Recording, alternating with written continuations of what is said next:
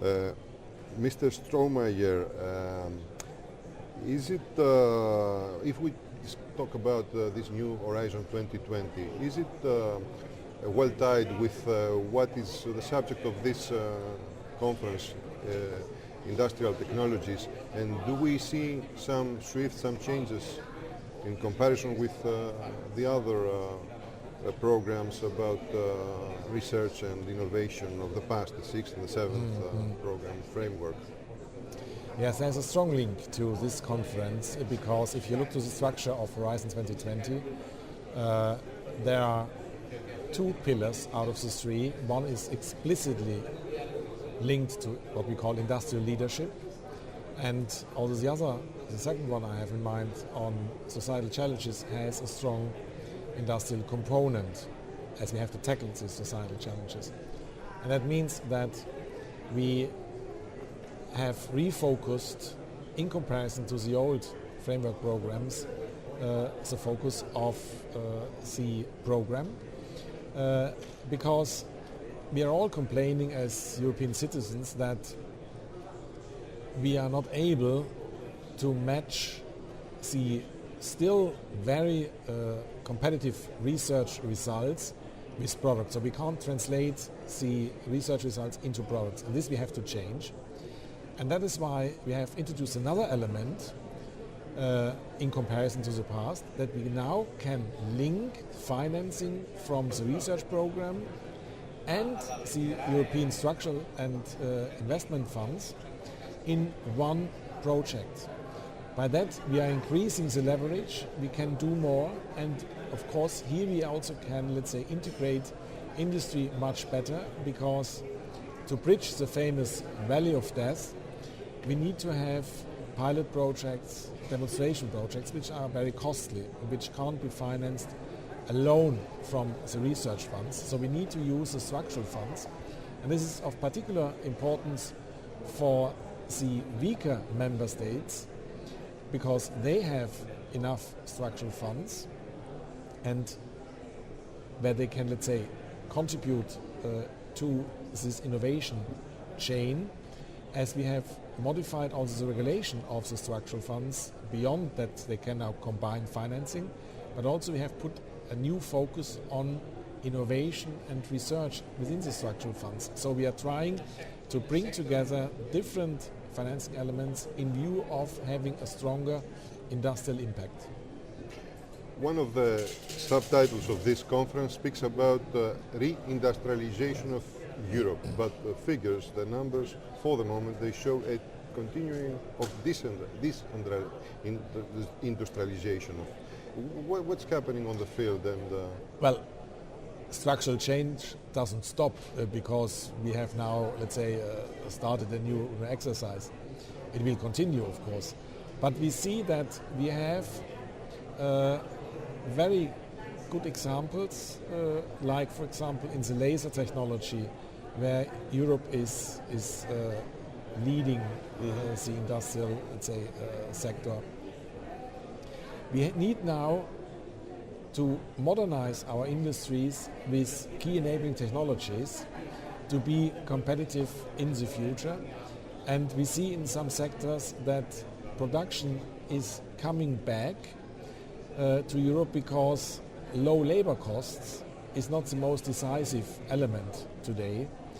Also, let's say, technological leadership is becoming more and more important, and that's why we should be optimistic that we are managing this change, even if, let's say, we see at the same time also job losses.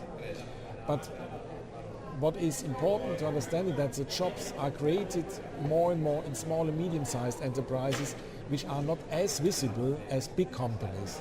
If a big company is cutting 2,000 posts, it's in all newspapers. If 100 small companies engage 10 people each more, this is not reported at all. So the perception is sometimes a little bit different, because citizens don't know and can't follow what is going on in real terms. They mainly see just the negative examples. So you think it's possible to combine the social and economic model we have in Europe, with a new industrialization Yes. of our market and our because let me give you an example. We saw a company in the electronic equipment in Italy asking the Italian workers to take the Polish salaries, otherwise it said we are going to move. This is exactly the point. These companies are not technologically speaking leaders. So they go via the labor costs to stay competitive. But what we need as Europeans is we need to be at the top of the technological development. Key enabling technologies, we're discussing this here these days, are a very important component for that. So we need to be the market leaders in terms of technology to be able to pay our workforce the salaries they deserve and that they would like to have. Also, another subject of this conference is about the smart specialization that can be done on a regional level. Maybe we're talking about also Balkans and Mediterranean. Is it true that we can find some new specialization in our Yes, I region? think if one analyzes the strengths of a region, you will always find that there are particular strengths. And the point is we need to together, so the region, the member state and the European level, we have to reinforce them. And for example, here in Greece, it's very interesting to see that you have many small and medium-sized enterprises active in nanotechnologies. So this is certainly an element where, from a personal perspective, I would say this is an element for a smart specialization strategy. And the Hellenistic Federation of Industries, of Enterprises, has identified some, let's say, sectors where there are indeed strengths and research and innovation capacities.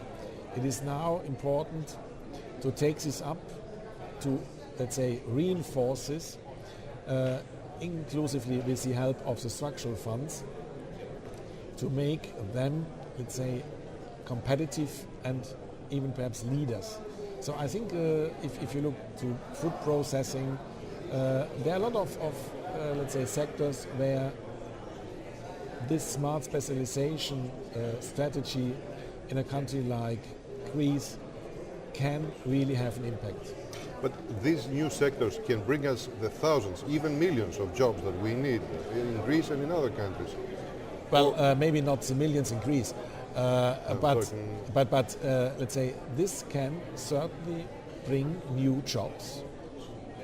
And that's why these companies need to be integrated in European and international value chains to be able to profit from that. Yes, it is possible, because if you have specific competence, you can easily participate in these value chains, and this has to be strengthened at regional level. Thank you. Pleasure.